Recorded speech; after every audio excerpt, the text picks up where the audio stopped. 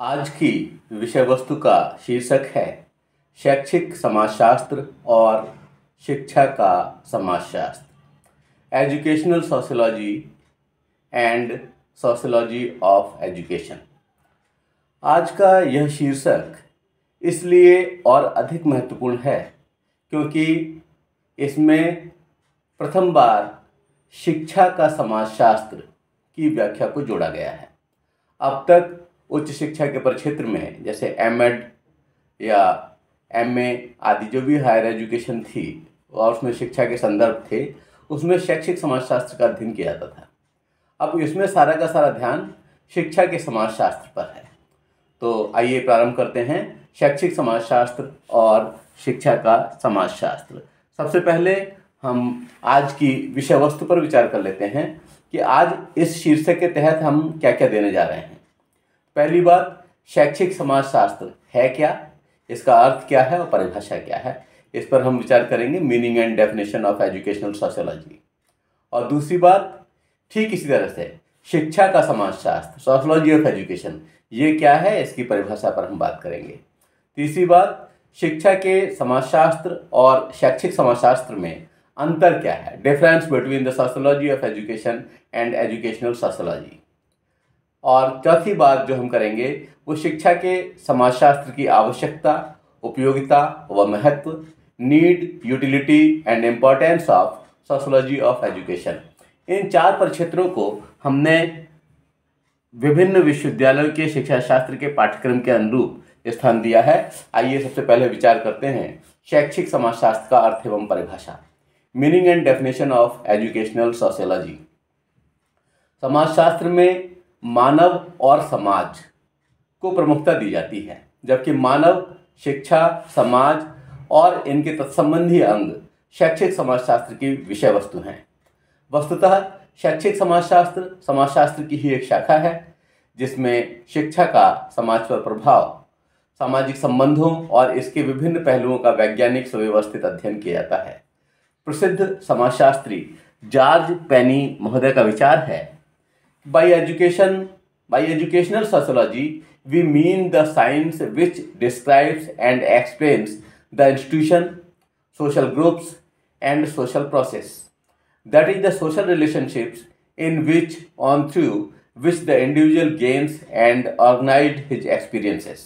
अर्थात शैक्षिक समाज विज्ञान से हमारा अभिप्राय उस विज्ञान से है जो संस्थाओं, सामाजिक समूहों और सामाजिक प्रक्रियाओं का, अर्थात उन सामाजिक संबंधों का वर्णन और व्याख्या करता है जिनमें या जिनके द्वारा व्यक्ति अपने अनुभवों को प्राप्त और संगठित करता है।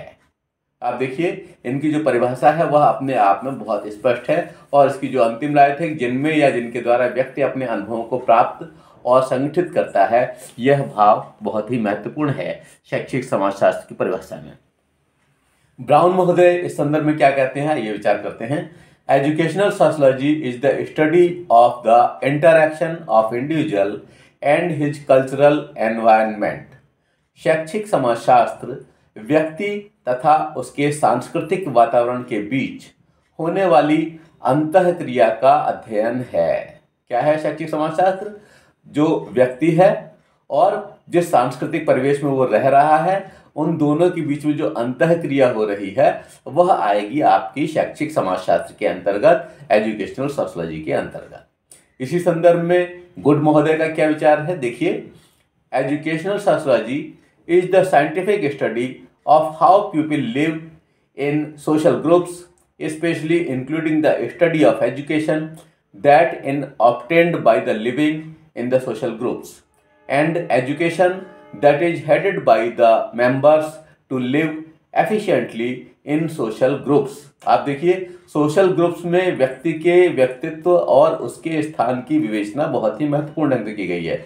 इसका हिंदी में अर्थ देखिए, शैक्षिक समाजशास्त्र इस बात का वैज्ञानिक अध्ययन करता है कि व्यक्ति सामाजिक समूहों में किस प्रकार रहते हैं, वे कैसी शिक्षा प्राप्त करते हैं तथा इन सामाजिक समूहों में कुशलतापूर्वक रहने के लिए उनको किस प्रकार की शिक्षा की आवश्यकता होती है।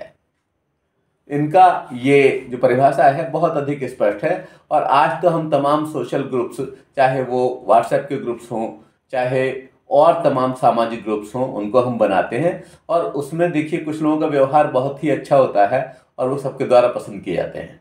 कुछ लोग इस तरह के होते हैं जिन्हें कि लोग स्वीकार नहीं करते। तो उसका क्या कारण है? ये सामाजिक समूह में भाग लेने वाले विभिन्न लोग कि इस तरह का जो व्यवहार कर रहे हैं उसके पीछे कॉजेज क्या हैं, इन सब का अध्ययन शैक्षिक समाजशास्त्र के अध्ययन में किया जाता है। और वे किस तरह की शिक्षा प्राप्त कर रहे हैं, किस तरह से कितने कुशल वो हैं और किस तरह की शिक्षा की आवश्यकता है, इन सब पर विचार किया गया है इस परिभाषा में। अगली परिभाषा है कार्टर महोदय की। ये क्या कहते हैं कि educational sociology is the study of these phases of sociology that are of significance for educative purpose process, especially the study of those that point to valuable program to learning and control of learning process। अर्थात शैक्षिक समाजशास्त्र समाजशास्त्र के उन तत्वों का अध्ययन करता है जिनका शैक्षिक प्रक्रिया में महत्व है और विशेष रूप से उनका अध्ययन करता है जो सीखने की महत्वपूर्ण योजना और सीखने की क्रिया के नियंत्रण की ओर संकेत करते हैं।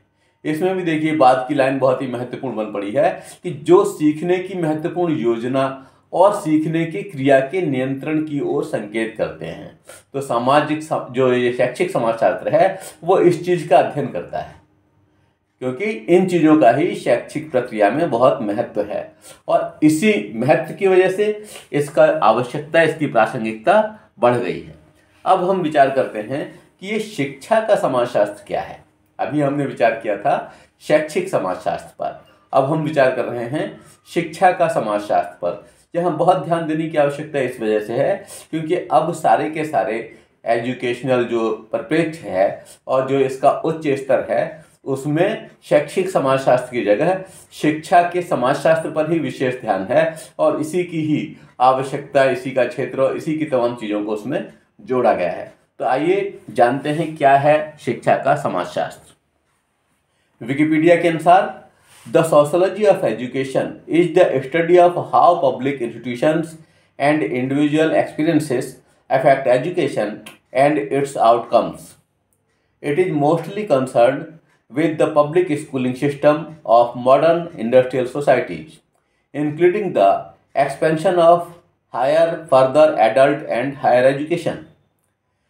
अर्थात शिक्षा का समाजशास्त्र इस बात का अध्ययन है कि सार्वजनिक संस्थान और व्यक्तिगत अनुभव शिक्षा और उसके परिणामों को कैसे प्रभावित करते हैं। यह ज़्यादातर आधुनिक औद्योगिक समाजों की सार्वजनिक स्कूली शिक्षा प्रणाली से संबंधित है जिसमें आगे उच्च वयस्क और सतत शिक्षा का विस्तार शामिल है। अब देखिए परिभाषा जो विकिपीडिया की है वो बहुत ही स्पष्ट है और बहुत ही सरल है। इसको कई बार अध्ययन करने की आवश्यकता इस वजह से है क्योंकि इसकी परिभाषाएं अभी जो पुस्तकें मौजूद हैं उनमें है नहीं, इसलिए इसको विकिपीडिया से हमने उठाया है। और इसमें देखिए कितना अच्छा कहा है कि इस बात का अध्ययन है कि सार्वजनिक संस्थान और व्यक्तिगत अनुभव शिक्षा और उसके परिणामों को कैसे प्रभावित करते हैं। इसका इम्पैक्ट पड़ रहा है समाज पर, इससे समाज में सुधार आ रहा है। जिन चीज़ की समाज से हम वांछनाएं हैं हमारी, वह सारी चीज़ें हमें प्राप्त हो रही हैं, नहीं हो रही हैं, और समाज की जिस तरह की आवश्यकताएं हैं उस तरह से हमने अपने पाठ्यक्रम का निर्धारण किया हुआ नहीं किया, सारा का सारा जो है इसमें शामिल है। अब एक और विचारक सेनेका एम विलियम्स ने क्या कहा, उन्होंने कहा कि the sociology of education refers to how individuals experiences shape the way they interact with schooling. More specifically the sociology of education examines the ways in which individuals experiences affect their educational achievement and outcomes. जो outcome है वो वैसा ही होगा जिस तरह का input होगा। तो अब इनपुट हमें इस तरह का करना है जिससे कि ये व्यवस्थाएं जो आज की आवश्यकता के अनुरूप हैं वो हम कर सकें। तो इसका क्या आशय हुआ हिंदी में समझिए कि शिक्षा का समाजशास्त्र यह बताता है कि कैसे व्यक्तियों के अनुभव स्कूली शिक्षा के साथ बातचीत करने के तरीके को आकार देते हैं। अधिक विशेष रूप से शिक्षा का समाजशास्त्र उन तरीकों की जांच करता है जिसमें व्यक्तियों के अनुभव, उनकी शैक्षिक उपलब्धि और परिणामों को प्रभावित करते हैं। इसमें सबसे महत्वपूर्ण पंक्ति है, शिक्षा का समाजशास्त्र उन तरीकों की जांच करता है। तो शिक्षा के समाजशास्त्र का जो दायित्व है उसको पूरा करने के लिए उन तरीकों को जांचना ये बहुत ही महत्वपूर्ण समझता है, ऐसा शेनेका एम विलियम्स ने कहा। ओटावे महोदय क्या कहते हैं? वो कहते हैं कि the sociology of education may be defined briefly as a study of the relation between education and society. इनकी परिभाषा बहुत सरल है कि शिक्षा के समाज विज्ञान की परिभाषा संक्षिप्त रूप में शिक्षा और समाज के संबंधों के अध्ययन के रूप में की जाती है। अर्थात शिक्षा का समाजशास्त्र समाज शास्त्रीय समस्याओं के निर्वहन में शिक्षा के योगदान पर ध्यान केंद्रित करता है। अगर हम इतनी सी बात समझ लेते हैं कि जो समाजशास्त्रीय समस्याएं हैं उनकी शिक्षा, उनके निर्वहन में शिक्षा का योगदान क्या है, यही सब कुछ हमको इसमें बताना है, इसमें जो है शिक्षा के समाजशास्त्र में। आइए अब हम इसके डिफरेंस की जो बारीकी है, छोटी सी, बहुत नामालूम सी, उस पर हम विचार कर लेते हैं। शिक्षा के समाजशास्त्र और शैक्षिक समाजशास्त्र में अंतर, अर्थात difference between sociology of education and educational sociology. तो यहाँ पर हमने शिक्षा का समाजशास्त्र पहले लिया है क्योंकि शिक्षा का समाजशास्त्र ही हमारी पाठ्यवस्तु का और इसके विस्तार का आगे आधार बना है। और आगे चल करके जो आपका पाठ्यक्रम है उसमें ऐसा परिवर्तन किया गया है जिसमें शैक्षिक समाजशास्त्र को कम और शिक्षा के समाजशास्त्र को अधिक महत्वपूर्ण स्थान दिया गया है। इसलिए सारा फोकस शिक्षा के समाजशास्त्र पर करने का प्रयास किया गया है। वर्तमान परिप्रेक्ष्य में विश्लेषण के उपरांत किसी निष्कर्ष पर पहुंचने से पूर्व यह विवेचन करना परम आवश्यक है कि शिक्षा की समाजशास्त्रीय समस्याओं के निवारण में क्या भूमिका है। किसकी भूमिका देख रहे हैं? शिक्षा की। किसके? उसमें समाजशास्त्रीय समस्याओं के निवारण में। तो हम इस भूमिका को देखते हैं। और समाज के धर्म, समाज की संस्कृति और स्वरूप से संयुक्त समस्याओं के निदान में शिक्षा का कहाँ तक प्रयोग हो सकता है। शिक्षा की इस भूमिका का अध्ययन शिक्षा का समाजशास्त्र यानी कि सोशियोलॉजी ऑफ एजुकेशन कहा जाता है। इसी को हम कहते हैं सोशियोलॉजी ऑफ एजुकेशन, जिसमें कि हम यह देखते हैं कि जो समाजशास्त्रीय समस्याएं हैं उनके निवारण में शिक्षा किस तरह का योगदान कर रही है। अब दूसरी ओर जो एजुकेशनल सोशियोलॉजी है, शैक्षिक समाजशास्त्र है, उसको भी समझिए कि शैक्षिक समाजशास्त्र शिक्षा को समाजशास्त्रीय धरातल पर विवेचित कर यह देखने का प्रयास करता है कि शिक्षा के क्षेत्र में उठने वाली समस्याओं के समाजशास्त्रीय समाधान क्या है। अर्थात समाजशास्त्र के शिक्षा पर पड़ने वाले प्रभाव का अध्ययन ज्ञान की जिस शाखा में किया जाता है उसे शैक्षिक समाजशास्त्र यानी कि एजुकेशनल सोशियोलॉजी कहते हैं।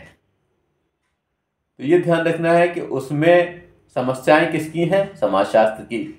और निदान कौन कर रहा है? शिक्षा। यहाँ पर जो शैक्षिक समाजशास्त्र है उसमें समस्याएं किसकी हैं? शिक्षा की। और समाधान कौन कर रहा है? समाजशास्त्र। बस यही डिफरेंस है और कोई डिफरेंस नहीं है। इस डिफरेंस को याद रखने पर हम इसका बहुत अच्छा विवेचन कर सकते हैं। शिक्षा के समाजशास्त्र की आवश्यकता, उपयोगिता व महत्व, यह पाठ्यक्रम में शामिल किया गया है कि इसकी आवश्यकता क्या है, इसकी उपयोगिता क्या है और इसका महत्व क्या है। आप देखिए ये इस तरह के बिंदु हैं। अगर मान लीजिए कोई भी एक बात पूछी जाती है तो आप जो उसकी उपयोगिता है उसी के हिसाब से उसकी आवश्यकता होगी, और चूंकि उसकी आवश्यकता है तो वो जो गुणधर्म है वही उसका महत्व होगा। तो शिक्षा के समाजशास्त्र की आवश्यकता, उपयोगिता व महत्व है जो है उसके लिए जो बिंदु बनाए हैं उनके आधार पर ही आप इसकी विवेचना करेंगे। Need, utility and importance of sociology of education. इसलिए मैंने यहाँ पर 9 पॉइंट्स बनाए हैं और इन पॉइंट्स के आधार पर इसका एक्सप्लेनेशन कर रहा हूँ। पहला है सामाजिक उदग्र व क्षैतिज गतिशीलता में शिक्षा के प्रभाव का अध्ययन। समाज का जो उत्थान होता है वो कैसा होता है? या तो वह अपने ही वर्ग में एक वर्ग से दूसरे वर्ग में जाएगा, उसका लेवल वैसा का वैसा ही रहेगा, या दूसरा ऐसा होगा कि उदग्र में क्या होगा कि उसके स्तर का उन्नयन हो जाएगा, उसका स्तर ऊंचा हो जाएगा। तो अगर क्षैतिज गतिशीलता होती है तब तो उस पर कोई खास प्रभाव नहीं पड़ता, और उदग्र गतिशीलता में उसके स्तर में प्रभाव पड़ता है। तो अब इस स्थिति को लाने में शिक्षा का क्या योगदान है, इसका अध्ययन हम करते हैं इस शिक्षा के समाजशास्त्र में। दूसरी बात, सामाजिक संप्रत्यय स्पष्टीकरण में शिक्षा की भूमिका। जो सामाजिक संप्रत्यय हैं और जिनमें बहुत उलझाव देखने को मिलता है, जिसकी वजह से बहुत सारे विवाद होते हैं, उसको स्पष्ट करने में शिक्षा की जो भूमिका है वह महत्वपूर्ण है, और वह इतनी अधिक आवश्यक और उपयोगी है कि इसका हम इसके लिए इस्तेमाल करते हैं कि वह उन संप्रत्ययों को, उन धारणाओं को स्पष्ट कर दे और समाज उसको स्वीकारे, जिससे कि उस तरह की समस्याओं का निदान संभव हो। दूसरी बात, शिक्षा की प्रकृति और स्वरूप का, जो शिक्षा की खुद की प्रकृति है और जो उसका स्वरूप है, उसका समाज पर प्रभाव का अध्ययन भी किया जाता है, और इसे करने के लिए इसकी आवश्यकता है, उपयोगिता है और महत्व है। शिक्षा की प्रकृति और स्वरूप का किस तरह का इम्पैक्ट आ रहा है समाज पर, इसका अध्ययन संभव होता है। अगला बिंदु है सामाजिक मंतव्यों के निर्धारण में सहायक, यानी समाज के जो उद्देश्य हैं, समाज के जो लक्ष्य हैं, उनको प्राप्त करने में शिक्षा की भूमिका निर्विवाद है। लेकिन उसे कहाँ तक प्राप्त हो रहे हैं यह देखना भी आवश्यक है कि किसी भी चीज़ को हम इस तरह से छोड़ नहीं सकते जिससे कि व्यवस्थाएं उच्छृंखल हो जाए। तो सामाजिक उद्देश्यों के निर्धारण में शिक्षा जो है वह एक सहायक के रूप में, एक साधन के रूप में कार्य करती है, और जो हमारा साध्य है वह है सामाजिक सुधार, समाज की उन्नति। तो शैक्षिक व्यवस्थाएं समाज के उन उद्देश्यों की प्राप्ति में कितनी सहायक हो रही हैं, इसका अध्ययन हम इसके तहत करते हैं, और इसलिए इसकी आवश्यकता, उपयोगिता और महत्व है। अगली बात, समाज में बहुत सारी अच्छाइयाँ हैं, बुराइयाँ हैं, इसमें बहुत सी परंपराएं हैं, बहुत सी इस तरह की चीज़ें हैं जो कि बहुत लंबे समय से चले आ रही हैं, और बहुत सी चीज़ें नहीं हैं और कुछ लोगों के द्वारा उनकी रचना कर दी गई है समाज को गुमराह करने के लिए। तो समाज में जो विभिन्न कुरीतियाँ फैली हुई हैं उनका उन्मूलन करना बहुत आवश्यक है। उन्मूलन कौन करेगा? जब कोई भी समस्या है तो उसके निदान के लिए हम शिक्षा की ओर देखते हैं। तो शिक्षा को इन कुरीतियों का उन्मूलन करना है। हम प्रारंभ से ही बच्चों के पाठ्यक्रम में इस तरह की विषय वस्तु को शामिल करें जिससे कि बच्चे जागरूक हो जाएं और स्वयं ही उन चीज़ों को दूर करने के लिए अपने आप को तैयार कर लें जो कुरीतियाँ समाज में चली आ रही हैं। और अलग अलग वर्ग में जब हम किसी भी प्राचीन दृष्टांत को देखते हैं तो आज का समाज क्या करता है कि उसके दोष को तो स्वीकार कर लेता है और उसकी अच्छाइयों की उसका ध्यान ही नहीं जाता। दीपावली पर तमाम ग्रुप्स युधिष्ठिर का नाम लेकर के जुए के लिए तो तत्पर हो जाते हैं, लेकिन जो पूरी जिंदगी उन्होंने सत्य का अनुसरण किया उसकी ओर उनका ध्यान ही नहीं जाता। तो ये कौन करेगा जिससे कि समाज की कुरीतियों का उन्मूलन हो? यह कार्य शिक्षा करेगी, इसलिए इसकी आवश्यकता है और इसका महत्व है। अगली बात, समाज की सामंजस्यशीलता की वृद्धि में सहायक। समाज में जो हम विवाद देखते हैं और किन्हीं क्षण विशेष पर बहुत अधिक उनके बीच में द्वंद्व देखते हैं, उसके पीछे कारण यही है कि कहीं ना कहीं सामंजस्य की शक्ति का अभाव। और जब कहीं चुनाव हो रहे होते हैं, कभी इस तरह की स्थिति होती है, तो नेतृत्वकारी शक्तियां इस तरह की व्यवस्थाएं देती हैं जिससे कि समाज के बीच में बहुत अधिक उद्विग्नता पाई जाती है। तो उसमें किस तरह से व्यवस्था बनी रहेगी, किस तरह से भाईचारा बना रहेगा, किस तरह से सारी व्यवस्थाएं बनी रहेंगी, वो सामंजस्य की शक्ति उनमें कैसे विकसित होगी, और इसके लिए शिक्षा का रोल बहुत ही महत्वपूर्ण है। तो समाज की सामंजस्यशीलता की वृद्धि में सहायक होती है शिक्षा, इसलिए इसकी आवश्यकता है और इसका महत्व है। अगली बात, सामाजिक अनुशासन स्थापन में सहयोग। ये कहा जाता है कि जहाँ भीड़ होती है वहाँ किसी तरह का अनुशासन नहीं होता, लेकिन यहाँ तो हमारे सामाजिक दायरे ही बहुत अधिक सुनिश्चित हैं और इन सामाजिक व्यवस्थाओं ने बहुत लंबे काल तक समाज को अनुशासित रखने का कार्य किया है, लेकिन उन चीज़ों को पहुँचाने का कार्य शिक्षा के माध्यम से संभव हुआ है। इसलिए जो शिक्षा का समाजशास्त्र है उसकी बहुत अधिक आवश्यकता है और महत्व है। वर्तमान परिप्रेक्ष्य में इसका महत्व अधिक बढ़ गया।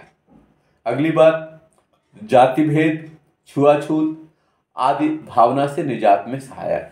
ये एक तरह से कोड हैं हमारे समाज के, कि आज तक इतने लंबे अरसे के बाद भी जाति भेद बना हुआ है।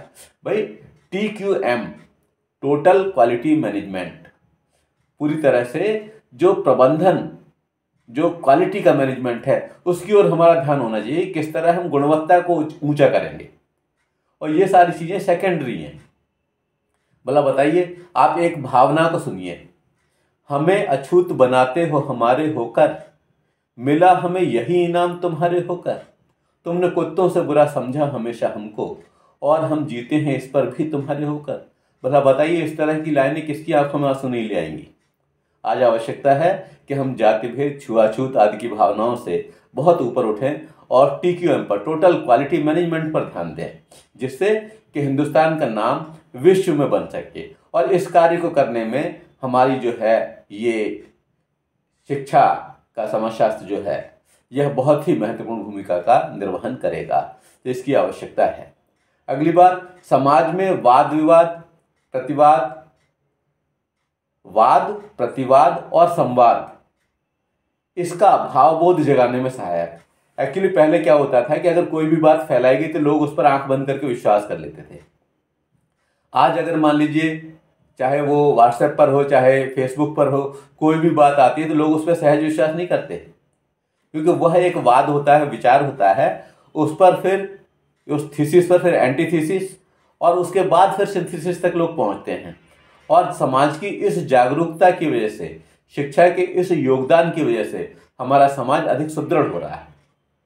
समाज को गुमराह करने के लिए आज तो बहुत इस तरह की स्टडी की जाती हैं। मार्केट अपने आप को ऊंचा करने के लिए इस तरह के शोध करता रहता है कि किस तरह से हम किसी भ्रांति को फैलाएंगे। लेकिन अब समाज जागरूक हो रहा है और उस भ्रांति को समझ रहा है कि यह भ्रांति हो सकती है, ये गलत हो सकती है, ये जो कुछ भी आया है ये सही नहीं है, यह हमें उकसाने के लिए किया गया है। तो इसमें शिक्षा की विशेष रूप से भूमिका है और शैक्षिक समाजशास्त्र की जगह है, जो अब ये दूसरी नई परिवर्ती व्यवस्था है, यह अधिक महत्वपूर्ण है इस व्यवस्था को बनाने के लिए। तो आज हम महसूस कर रहे हैं कि शिक्षा का समाजशास्त्र बहुत अधिक आवश्यक है। वास्तव में शिक्षा का समाजशास्त्र और शैक्षिक समाजशास्त्र आपस में इतने गुत्थम गुत्था हैं कि इन्हें एक सिक्के के दो पहलू कहा जा सकता है। ये अन्योन्याश्रित हैं, एक दूसरे पर आश्रित हैं। इसीलिए इतने समय बाद यह नया प्रत्यय आपके पाठ्यक्रम में शामिल करने की आवश्यकता को समझा गया है। यद्यपि इन सूक्ष्मताओं को शिक्षा शास्त्र के शिक्षार्थी के नाते जानना आवश्यक है, ध्यान यह रखना है कि शिक्षा का समाजशास्त्र समाज की समस्याओं के निदान में शिक्षा की भूमिका का अध्ययन सुनिश्चित करता है। अगर ये एक लाइन आपको ध्यान रखी आपने, तो आप इसकी सारी व्याख्याएं, सारी व्यवस्थाएं बहुत अच्छी तरह से कर पाएंगे। और वो एक लाइन यह है कि शिक्षा का समाजशास्त्र समाज की समस्याओं के निदान में शिक्षा की भूमिका का अध्ययन सुनिश्चित करता है। इसी को ही बहुत अच्छी तरह समझ लेना है। यही है इसका मूल, कि शिक्षा का समाजशास्त्र समाज की समस्याओं के निदान में शिक्षा की भूमिका का अध्ययन सुनिश्चित करता है। और इसी के साथ इसको हम यहीं विराम देते हैं। धन्यवाद। थैंक्स।